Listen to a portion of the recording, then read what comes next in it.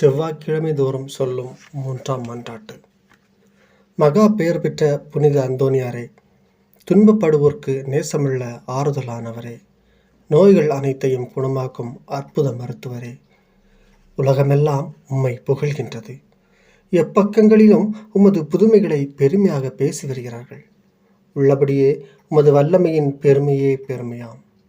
நீர் உயிரோடு இருக்கையில் பல்லாயிரக்கணக்கான ஆன்மாக்களை மனமாற்றமடைய செய்ய கடவுள் உம்மை தேர்ந்து கொண்டார். நீர் விண்ணகத்தில் அவரோடு அரசாளும் இத்தினத்தில் சர்வ வல்லமையுள்ளவர் கரத்தில் ஏராளமான புதுமைகளை செய்யும் கருவியாக திகழ்கிறீர்.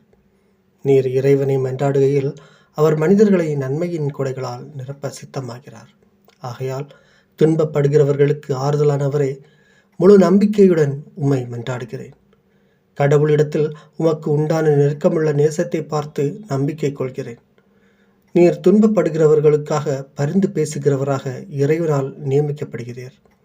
நீர் என் வேண்டுதலுக்கு இறங்கி நான் உம்மிடத்தில் எடுத்து கூறும் என் நெருக்கடியான துன்பங்களில் எனக்கு ஆறுதல் அளிக்கும்படி உம்மை மன்றாடுகிறேன். பாலன் இயேசுவின் முன் நீர் உமது கற்புள்ள இதயத்தில் அனுபவித்து சொல்ல முடியாத மகிழ்ச்சியையும் உமது பேரிலுள்ள அளவில்லாத நம்பிக்கையின் அடையாளங்களை அத்திருப்பாலன் உமக்கு காட்டுகையில் நீர் அனுபவித்த பேரானந்தத்தையும் பார்த்து உமது கரங்களில் ஏந்திய அந்த நல்ல இயேசுவுக்கு முன் என் ஆவலுள்ள ஆசைகளை எடுத்து காட்டும்படியும் உம்மை மன்றாடுகிறேன். மீட்பராகிய இயேசு உம்மை உலகில் சகலவித நன்மைகளாலும் நிரப்பினாரே. அவைகளை பார்த்து நீர் என்னை உமது வேறுபலன்களுக்கு பங்காளியாக்கி நான் ஆசிக்கும் விண்ணப்பங்களை எனக்கு உறுதியாய் அடைந்து தந்துள்ள தயை பெறும்படி உம்மை மன்றாடுகிறேன். ஓ மேலான புனித அந்தோனியாரே, உதார குணமுள்ள உம்மை பார்த்து நான் வேண்டியது வீணாகவில்லை என்று நான் உணர செய்வீராக.